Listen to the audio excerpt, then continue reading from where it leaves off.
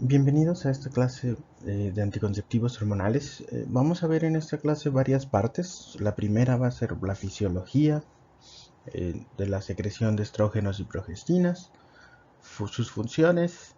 Posteriormente vemos los efectos de cada uno de estos estrógenos y progestinas, algunos mecanismos de acción de ellos y por último la parte de anticonceptivos hormonales utilizando estos dos.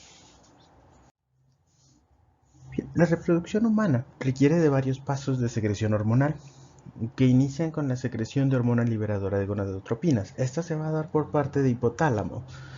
Lo que hace en la función de esta hormona liberadora de gonadotropinas es precisamente eso, estimular a hipófisis para que secrete las gonadotropinas, que son la hormona folículo estimulante y la hormona luteinizante. Estas, a su vez, estimulan a las gónadas para producir y secretar hormonas esteroideas y también tienen parte importante en la gametogénesis.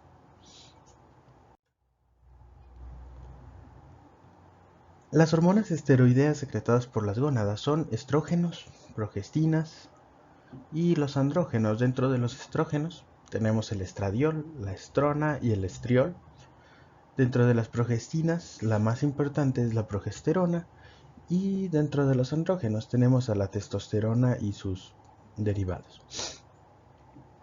Bien, los estrógenos, progesterona y testosterona se producen en ambos sexos, pero las cantidades y los patrones de secreción van a ser distintos para estos.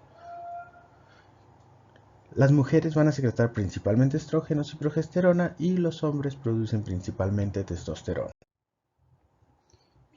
En esta diapositiva podemos ver el proceso de biosíntesis de hormonas sexuales, que es un poco complicado, pero vamos a ver algunos puntos específicos e importantes de esto.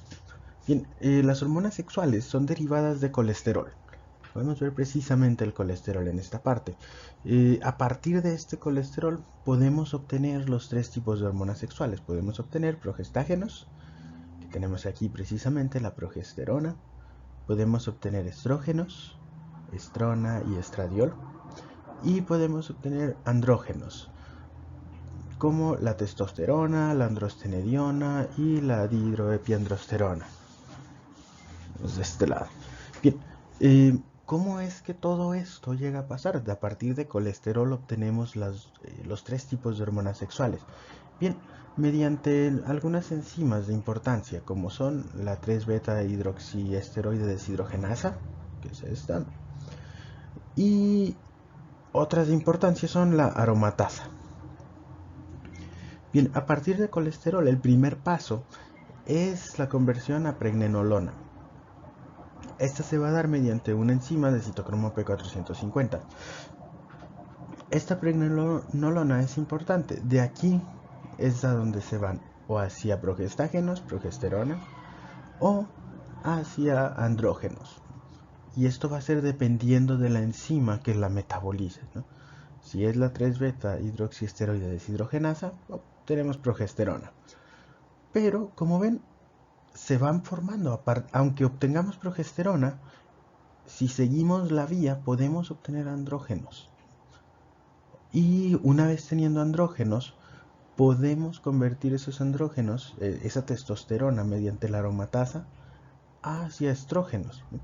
Entonces, esto es algo que se puede explicar o ayuda a explicar por qué, por ejemplo, cuando algún paciente o alguna persona utiliza esteroides anabolizantes, que son básicamente andrógenos, por qué empiezan a desarrollar ciertas características femeninas en el paciente, masculino, por ejemplo, ¿no? ¿Por qué tiene atrofia gonadal? ¿Por qué tiene ginecomastia? Bien, precisamente por eso. En caso de que no se escoja bien el andrógeno que se va a utilizar, no todos aromatizan de la misma manera, es decir, no todos se convierten a estrógenos de la misma manera, algunos lo hacen más que otros. Entonces, si se utilizan sin ningún conocimiento, lo que pasa son precisamente esto. El andrógeno que se aplican se convierte a estrógenos, a estradiol, y empieza el proceso de feminización. Bien. Pasando a los efectos de las hormonas sexuales, estos son importantes. Bien, van a ser variantes dependiendo del sexo del paciente y del estado de maduración sexual. Entonces aquí tenemos en mujeres van a promover el crecimiento y desarrollo de órganos reproductivos. Esto obviamente se va a dar en pacientes femeninos que no tienen la madurez sexual todavía alcanzada, ¿no? Así como el que sigue, promueven la manifestación de caracteres sexuales secundarios. Bien, están involucrados también en el ciclo menstrual y en la sensibilización del miometrio a la oxitocina durante el parto. Los estrógenos en mujeres van a estimular la síntesis proteica en el sistema nervioso central, distribución de la grasa corporal, facilitan la coagulación sanguínea, inhiben la resorción ósea y tienen efectos sobre lípidos, así como también ocasionan el cierre de epífisis de crecimiento en ambos sexos. Y aquí podemos ver un poquito de estos efectos, porque em, podemos ver algunos de sus efectos terapéuticos y algunos de sus efectos adversos, un poquito de esto, ¿no? Estimulan la síntesis proteica en el sistema nervioso central. Bien, aquí podemos ver a veces porque hay cambios de humor. Se cree que este es el mecanismo que explica algunos cambios de humor con cambios en hormonas, ¿no? La distribución de la grasa corporal, sí. Las pacientes que empiezan a utilizar anticonceptivos hormonales, que vamos a ver un poquito más adelante, tienden a aumentar de peso. Y otro de sus efectos adversos está el aumento del riesgo de eventos tromboembólicos, y es precisamente dado por esta facilitación de la coagulación sanguínea.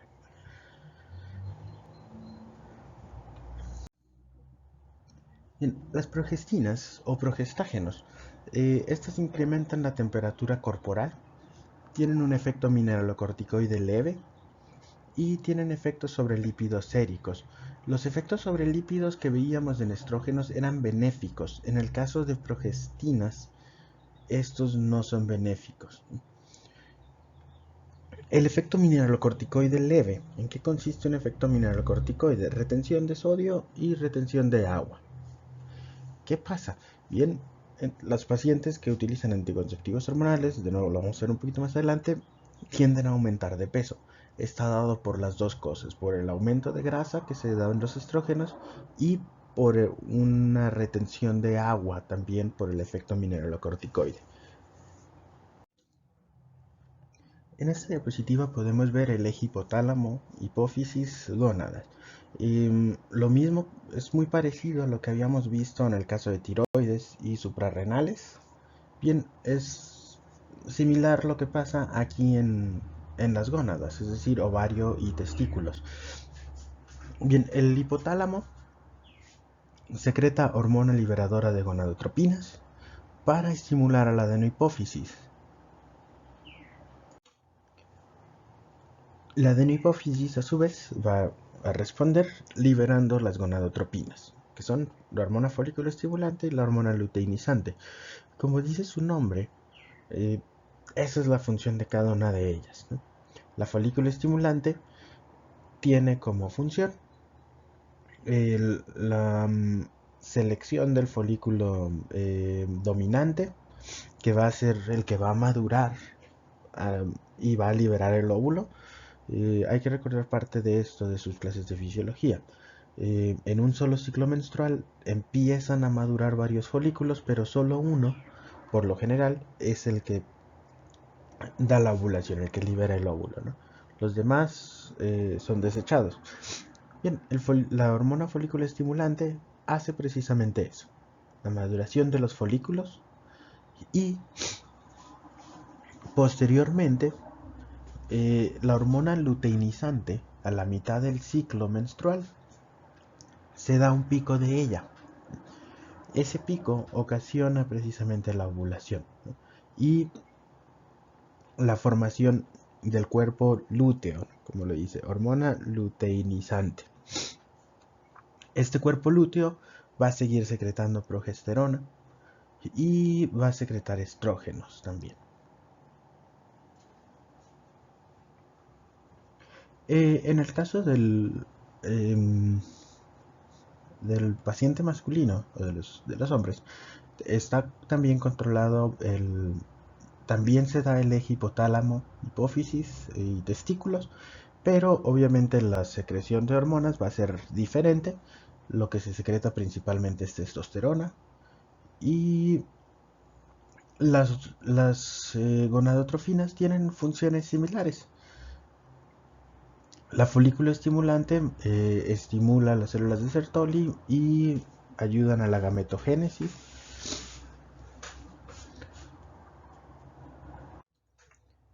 Aquí es donde se vuelve un poco complicado y es a lo que me refería en la primera diapositiva, que la reproducción humana requiere de ciertos pasos de secreción hormonal, pero no solo eso, también requiere que el endometrio y los folículos lleven esa misma secuencia.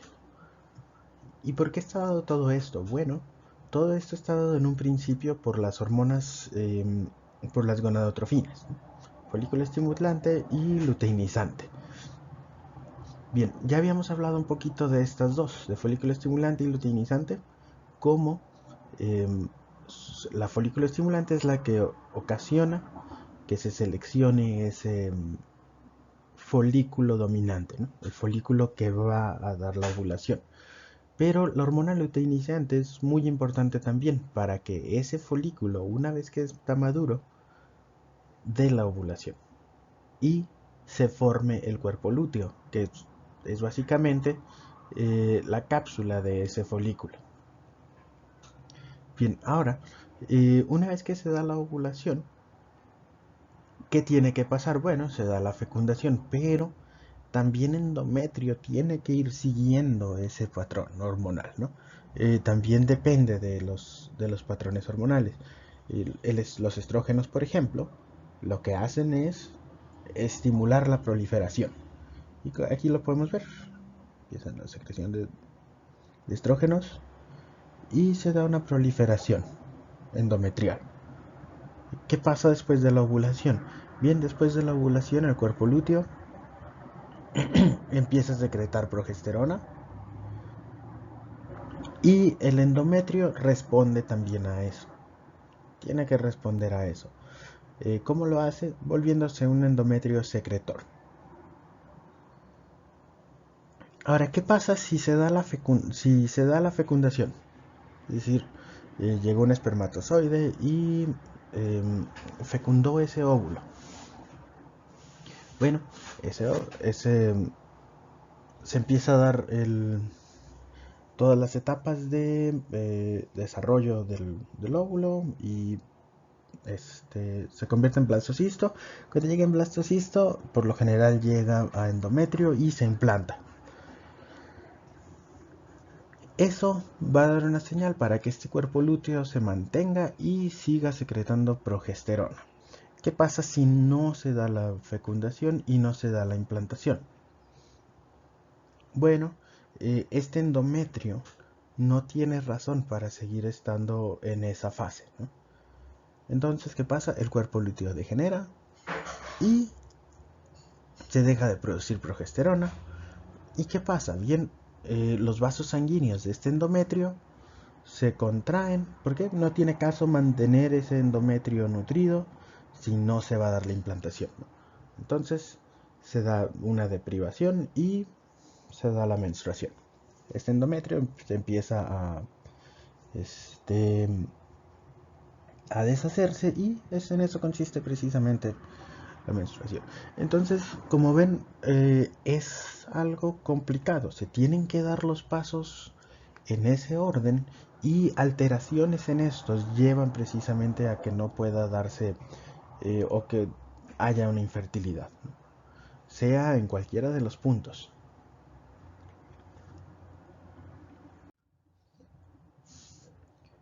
Ahora, ya dejando atrás la fisiología, vamos a hablar de preparados hormonales. Vamos a hablar de estrógenos primero. Después de progestágenos vamos a ver mecanismos de acción y efectos de cada uno de ellos, efectos adversos también. Y Posteriormente vamos a ver las aplicaciones que tienen estos como anticonceptivos hormonales. Bien, los fármacos que contienen estrógenos o progestinas pueden ser usados para tratar distintas patologías, no solo como anticonceptivos. Eh, en edad fértil o pueden ser también como terapia hormonal de reemplazo en mujeres durante la posmenopausia.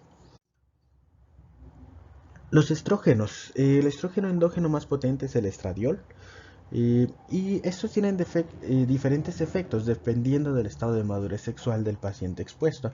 Ya habíamos hablado un poquito de esto. Por ejemplo, en hipogonadismo primario, estimulan el desarrollo de caracteres sexuales secundarios y aceleran el crecimiento. En mujeres adultas con amenorrea primaria, inducen un ciclo menstrual artificial en combinación con progesterona. Es más o menos lo que veíamos en una de las en la diapositiva del ciclo menstrual y el ciclo hormonal. Estrógenos y progestágenos ocasionan que el endometrio crezca y se mantenga nutrido.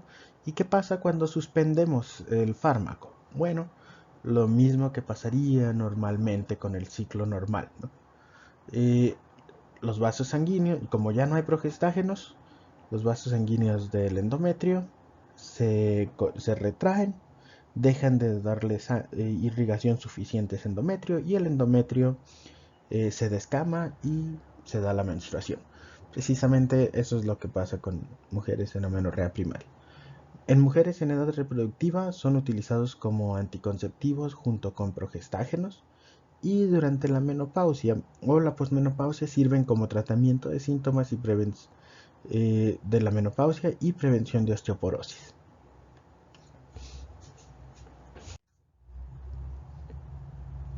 Bien, el mecanismo de acción de los estrógenos. Estos se tienen que unir a receptores de estrógenos y estos son pertenecen a la familia de receptores nucleares de hormonas. Hay de dos tipos, ER-alfa o es receptor de estrógenos alfa y el beta. Estos receptores de estrógeno se encuentran en citosol y una vez que son activados forman dímeros. Estos dímeros se mueven al núcleo y se unen a sitios de respuesta a estrógenos en el ADN. Esto lleva a una expresión de proteínas que van a mediar los efectos de estos estrógenos.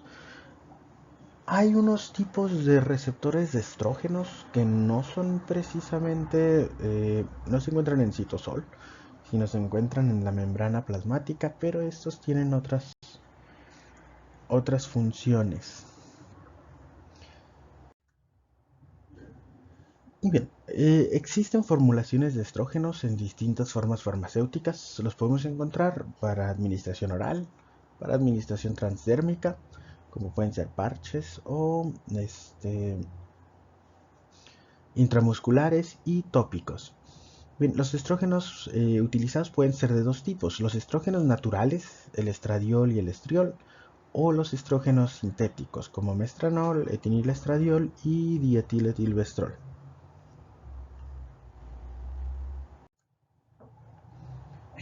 La absorción de estrógenos es adecuada debido a que son lipofílicos y esto tiene sentido, ¿no? Son derivados de colesterol precisamente. Eh, Son metabolizados rápidamente por el hígado cuando son administrados por vía oral. Una ventaja de los estrógenos sintéticos es que estos son metabolizados en menor medida. Se unen a la albúmina y a una globulina transportadora de esteroides sexuales una vez que llegan a la circulación y se eliminan en orina, como en forma de glucurónidos y sulfatos, que es un metabolismo de fase 2. Como efectos adversos de estos, tenemos hipersensibilidad mamaria, efectos digestivos, náuseas, vómitos y anorexia. Hay retención hidrosalina y edema, un aumento de riesgo de tromboembolia, sangrado transvaginal, hiperplasia endometrial y en pacientes masculinos, feminización. Los estrógenos, entre sus aplicaciones terapéuticas, tienen como anticonceptivos combinados con progestágenos y terapia de sustitución hormonal, que también pueden ir combinados con progestinas o progestágenos dependiendo de la paciente. Estos va a ser utilizados, por ejemplo, en la menopausia o en caso de insuficiencia ovárica primaria, también se pueden llegar a utilizar. Bien, pasando a los siguientes, las progestinas. Las progestinas son la progesterona y sus derivados, y la progesterona es secretada por el cuerpo lúteo en la fase lútea del ciclo menstrual y por la placenta durante el embarazo. La progesterona es casi inactiva por vía oral debido a metabolismo de primer paso, lo mismo que pasaba con los estrógenos. Los administras por vía oral, pasan a hígado y se metabolizan. Ahí se pierde una gran parte. En el caso de la progesterona, se pierde la mayoría. Bien, ¿qué es lo que hacemos para que esto pueda aumentar? Bueno, utilizamos ésteres de progesterona. Estos tienen una vida media más larga y mejor biodisponibilidad por vía oral. Ejemplos de estos son el megestrol, la hidroxiprogesterona y medroxiprogesterona. También tenemos progestinas sintéticas, que son derivados de testosterona. Em, en este tenemos noretisterona, norgestrel, etinodiol, desogestrel y el gestodeno. Además de tener una vida media más larga y mejor biodisponibilidad, también tienen efectos extras que pudieran ser deseables en ciertos pacientes, ¿no? Por ejemplo, efectos androgénicos. Tienen actividad estrogénica o antiestrogénica algunos de ellos, y va a depender de ciertos pacientes que tanto los necesitamos, ¿no? Dentro de los efectos adversos de las progestinas tenemos los efectos androgénicos que pudieran ser indeseables en algunos pacientes. Tenemos acné, retención hidrosalina, aumento de peso. Este aumento de peso va a ir dado, como ya se los había mencionado, por dos cosas. En parte el aumento de masa grasa, en parte la retención hidrosalina, que es básicamente causa un edema, ¿no? Retención de agua. Hay molestias mamarias, alteraciones menstruales, hemorragia transvaginal y un aumento del riesgo de tromboembolia también. Ahora, pasando a los anticonceptivos hormonales, la combinación ahora sí de estrógenos y progestinas o progestinas solas. Esto con fines anticonceptivos. Bien, los anticonceptivos hormonales son fármacos usados para evitar precisamente la concepción, es decir, la fertilización de un óvulo por un espermatozoide y un posterior embarazo. Estos son preparados que contienen hormonas sexuales femeninas, contienen estrógenos y progestinas o solo progestinas. Bien, empezando con los primeros, los combinados, estrógeno y progestina. Estos son anticonceptivos. De estos hay de dos tipos, los monofásicos y los multifásicos. La diferencia entre estos consiste en la dosis de progestina que contienen. En el caso de los monofásicos, por ejemplo, contienen la misma dosis de progestina durante el ciclo completo. Es decir, empezamos con una dosis de estrógeno y una dosis de progestina y es la misma durante el ciclo. En el caso de los multifásicos, esto no es así. En el caso de los multifásicos, la dosis de estrógeno es la misma, pero la dosis de progestina aumenta progresivamente a lo largo del ciclo, y esto busca emular los cambios fisiológicos en la progesterona durante el ciclo menstrual normal.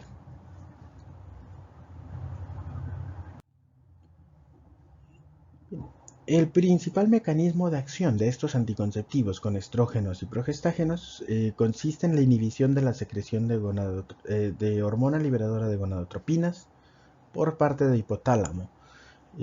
No hablé mucho de esto en la parte del eje hipotálamo hipoficiario, pero lo habíamos visto en otras clases. Cuando ya tenemos suficientes hormonas, es decir, estrógenos y progestágenos, estos van a inhibir la secreción por parte del hipotálamo de las hormonas liberadoras. Esto pasaba en tiroides y pasaba también en suprarrenales. Lo mismo va a pasar aquí.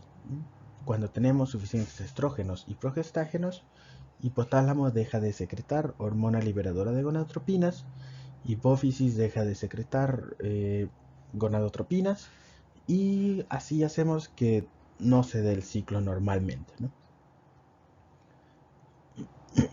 Bien, se busca hacer, aquí lo que buscamos hacer es inhibir la secreción de gonadotropinas. Y este es indispensable para la ovulación. Hay que recordar que requerimos ese pico de hormona luteinizante para que se dé la ovulación. Entonces, si estamos evitando que se secreten gonadotropinas, pues no se va a dar este pico de LH y no se va a dar la ovulación. Si no hay un óvulo, no va a haber forma de que sea fecundado. Ese es uno de los mecanismos y es el mecanismo principal, aunque tenemos otros, ¿no? Que vamos a ver ahorita.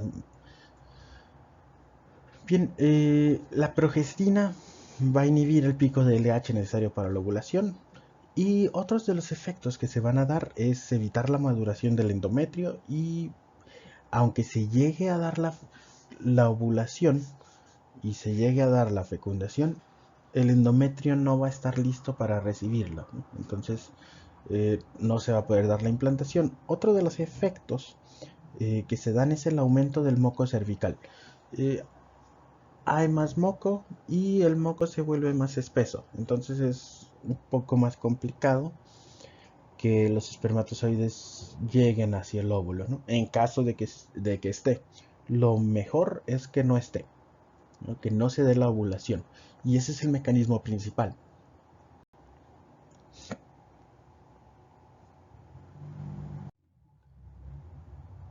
Ahora, pasando a los anticonceptivos con progestina sola. Estos se encuentran en distintas formas farmacéuticas. Tenemos desde pastillas, inyección intramuscular o subdérmica, implantes subdérmicos y dispositivos intrauterinos. Ejemplos de progestinas utilizadas con esta finalidad son medroxiprogesterona, levonorgestrel y noretisterona. Bien, el mecanismo de acción de los anticonceptivos con progestina sola es muy parecido al de los combinados. Las progestinas inhiben la secreción de hormona liberadora de gonadotropinas y el pico de hormona luteinizante que induce la ovulación. Engrosan el moco cervical, dificultando el paso de espermatozoides y producen atrofia del endometrio, evitando la implantación. Aquí vamos a tener ciertas... El mecanismo de acción es básicamente el mismo y los efectos son los mismos cuando se usan progestina sola y combinados. ¿Qué pasa en el caso de, o por qué utilizaríamos una o por qué la otra? Bien, el caso de progestinas pueden ser utilizadas en pacientes que van a dar lactancia materna después de un embarazo, no así en el caso de las combinadas por los estrógenos. Los estrógenos pasarían a la leche materna y tendría problemas en el recién nacido. Y tenemos otras contraindicaciones para los estrógenos que vamos a ver un poquito más adelante. Normalmente se busca utilizar combinados, son ligeramente mejores en cuanto al efecto anticonceptivo.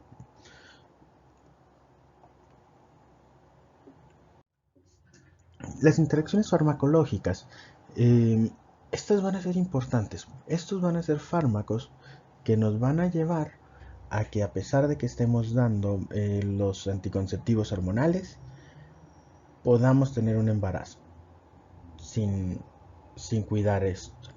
Bien, hay fármacos que pueden acelerar el metabolismo de estrógenos y progestágenos utilizados con fines anticonceptivos y llevar a falla. Ejemplos, carbamazepina y fenitoína. Y los antibióticos. Estos afectan la circulación enterohepática al afectar la microbiota intestinal. De esta manera van a hacer que se eliminen más rápido. Entonces, de nuevo, si se eliminan muy rápido un fármaco, su efecto va a disminuir. Y en este caso que tenemos los anticonceptivos, pues sí es de importancia que un fármaco no lo vaya a afectar. Hay que tener en cuenta estos fármacos cuando se den anticonceptivos hormonales. Bien, en cuanto a los efectos adversos de los anticonceptivos hormonales, estos van a ser muy similares a los de los estrógenos y progestágenos por sí mismos. Hay aumento de peso, por retención hidrosalina o por aumento de tejido adiposo, o las dos. Hay náuseas, depresión o irritabilidad, acné o hiperpigmentación y alteraciones menstruales que pueden ir desde amenorrea hasta sangrados anormales. Aquí al ciclo menstrual le puede pasar cualquier cosa que se les ocurra. Puede que no sangre la paciente, puede que sangre 2 veces en el mismo mes, 3 veces en el mismo mes, puede que sangre mucho, que sangre poco. Estas alteraciones menstruales pueden darse de cualquier forma que se les ocurra.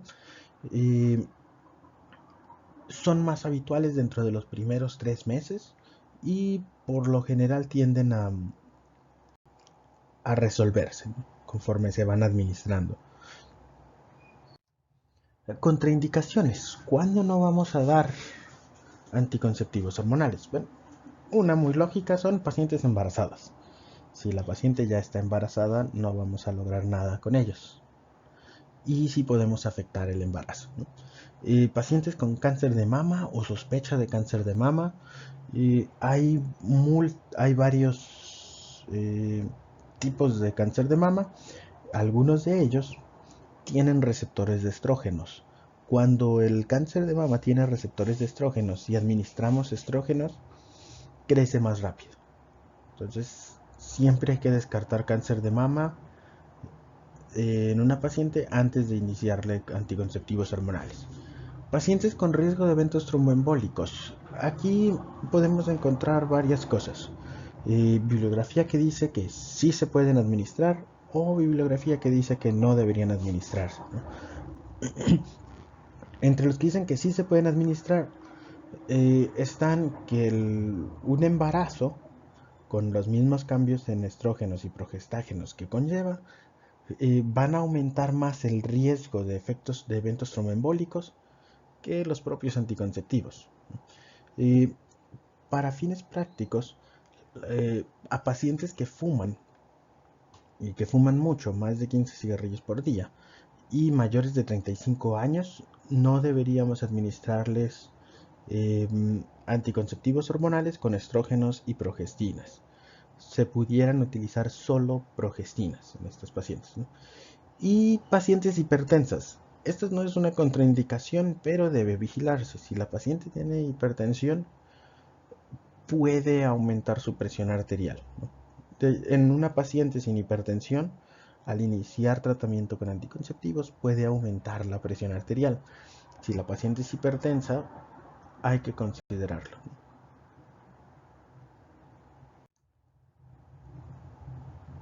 Y bien, los anticonceptivos con progestágenos solos o progestina no deben administrarse en dos casos: sangrado transvaginal no diagnosticado y enfermedad hepática.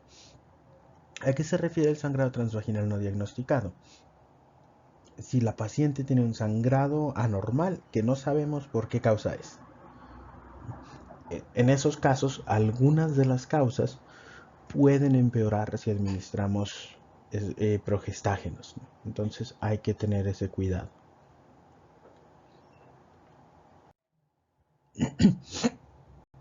Y bien, eso sería todo por esta clase. Ya esta es la última clase que nos faltaba en el curso. Y con esta terminan, obviamente faltan las primeras del curso, pero esas se dieron de forma presencial. Muchas gracias por su atención.